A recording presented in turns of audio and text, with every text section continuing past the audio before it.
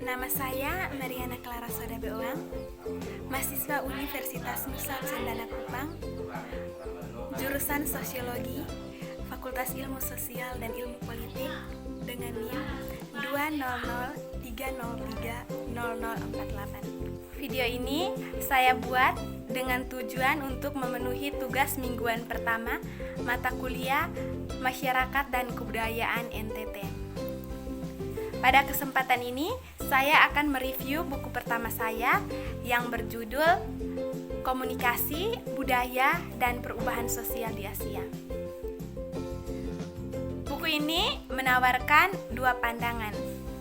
Pandangan pertama yaitu pandangan komprehensif tentang isu-isu teoritis dan terprogram kontemporer di bidang komunikasi, budaya, dari perubahan sosial di Asia. Dan yang kedua, mengeksplorasikan berbagai hubungan antar komunikasi dan budaya dari perspektif perubahan sosial. Buku ini memiliki dua tujuan, yaitu tujuan yang pertama untuk menunjukkan peningkatan kekayaan dan keserbagunaan komunikasi, penelitian, praktek budaya, dan perubahan sosial. Dan yang kedua, untuk membuat panggilan untuk mengadopsi dan menerapkan perspektif dan yang lebih berkomprehensif tentang komunikasi budaya untuk pembangunan dan perubahan sosial dengan fokus pada pelokalan dan globalisasi. Mengingat keberagaman dan kedalaman tantangan di bidang komunikasi, budaya, dan perubahan sosial di Asia, buku ini juga mengumpulkan manuskrip yang menghubungkan proses komunikasi dan budaya dengan pelaksanaan hak asasi manusia dan warga negara yang mendasar dan pemberdayaan warga dalam membuat keputusan tentang perubahan dan isu-isu terkait pembangunan lainnya.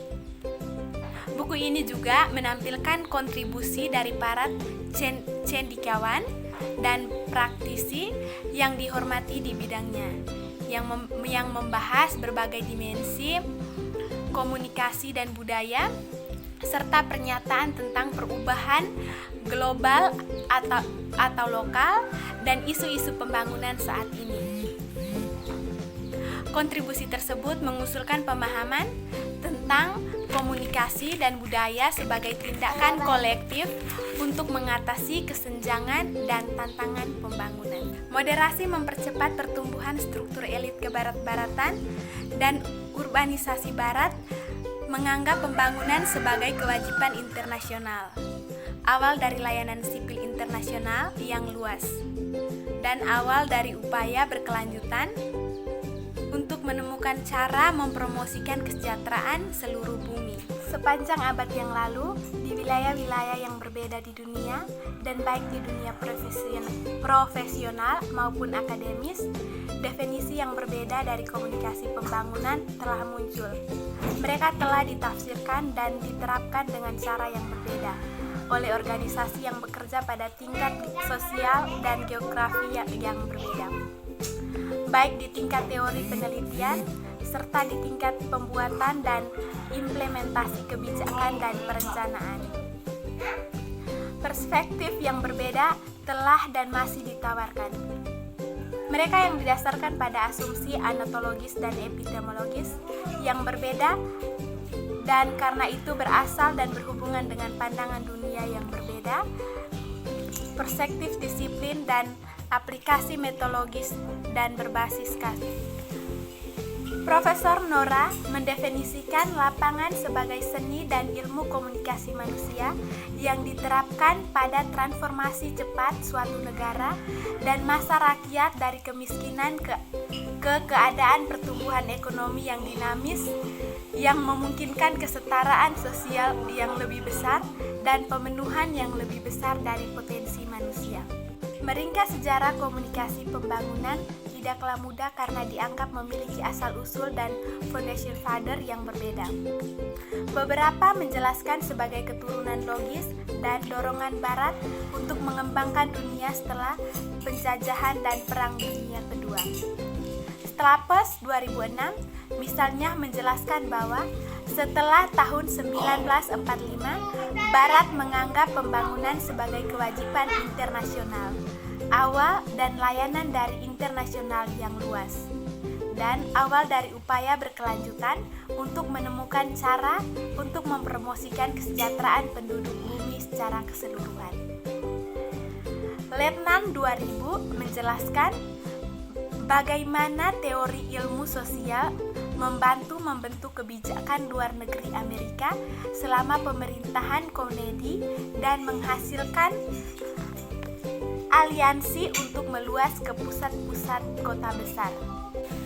Dengan pembangunan yang dilihat sebagai pembelajaran partisipatif, komunikasi yang terkait dengannya tidak dapat kurang partisipatif atau pendidikan pada akhirnya sebagai sarana.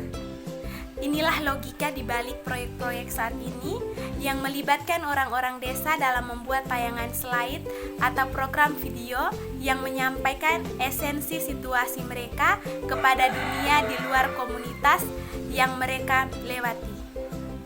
Dipandu dengan benar, pengalaman memperbesar kesadaran mereka tentang masalah mereka dan membantu mereka memperjelas pemilihan mereka. Berikut 3 konsep pembangunan. Yang pertama, konsep komunikasi tentang jurnalisme pembangunan. Yang kedua, komunikasi pendukung pembangunan. Dan yang ketiga, konsep tentang komunikasi pembangunan. Ketiga konsep saling menaungi sebagai produk dari pencairan bersama dan konten komunikasi dan metode lebih baik. Ketiganya dimaksudkan untuk memerangi masalah ekonomi dan sosial dengan informasi sebagian besar berasal dari sains. 2 keluaran penting bagi jurnalisme pembangunan berawal dari kursus. Salah satunya adalah Manual Allen Checklist untuk jurnalisme pembangunan, yang lainnya adalah Deep Hits, sebuah paket media reguler dari berita-berita pembangunan yang diterjemahkan ke dalam sejumlah bahasa Asia untuk didistribusi regional. Para peserta kursus sepakat untuk menyebutkan diri mereka jurnalisme pembangunan yang akan secara sadar menjadi bagian dari upaya negara-negara mereka untuk mengembangkan sumber daya ekonomi mereka dan bukan hanya sebagai pencatatan peristiwa ekonomi. Selanjutnya, hubungan antara hak asasi manusia dan komunikasi pembangunan. Di sebagian besar Asia, kebebasan sipil dan politik dihargai sebagai nilai-nilai fundamental. Negara-negara yang sistem hukumnya mengikuti tradisi Anglo-Saxon, mereka diabadikan dalam konstitusi sebagai tagihan hak-hak sosial dan ekonomi. Tetapi tidak mereka didukung dengan tegas oleh negara-negara dengan pemerintahan kolektif. Oleh karena itu, terpecah menjadi 2 kubu ideologis atas masalah hak asasi manusia, dengan satu sisi menegaskan nilai yang di atas lain. Terperangkap di tengah-tengah dan negara-negara miskin yang intelektual dirawat dengan kebebasan sipil dan politik yang kebutuhan utamanya saat ini terletak pada domain kebebasan ekonomi dan sosial. Piagam PBB mengakui kedua wajah kebebasan manusia. Deklarasi Hak Asasi Manusia menegaskan antara lain hak-hak sipil dan politik, kebebasan berpendapat, berbicara, berkumpul, dan beragama. Hak atas perlindungan hukum dan proses hukum yang sama, kebebasan bertindak, hak atas kewarganegaraan, hak untuk mengambil bagian dalam pemerintahan seseorang.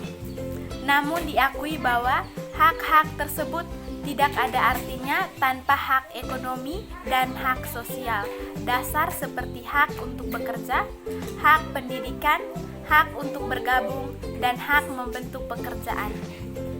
Hak atas upah yang sama untuk perjuangan yang sama, dan hak atas jaminan sosial.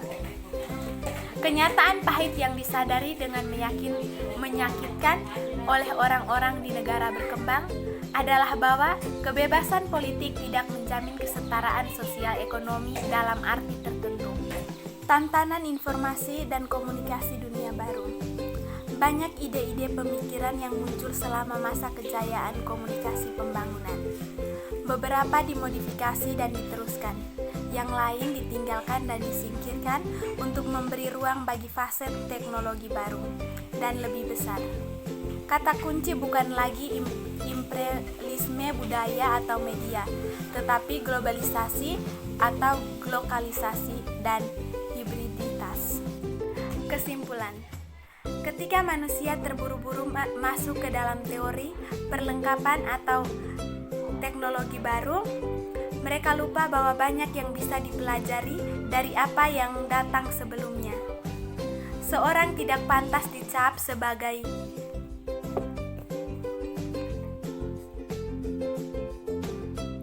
Luddite hanya karena menunjukkan bahwa teknologi tinggi memiliki kelemahan, bahwa dalam perkembangan dan kehidupan sehari-hari, kekecilan, kesederhanaan, dan kelambatan dalam bermanfaat, bahwa ada harga yang harus dibayar untuk modernitas, dan bahwa tidak ada satupun rencana Deadspin Universitas. Bahkan, jika dikaitkan dengan teknologi tinggi yang akan mengubah kehidupan masyarakat menjadi lebih baik. Yang masih meresahkan adalah rasa otonomi yang memburuk yang harus dihadapi oleh para praktisi pembangunan dan peneliti.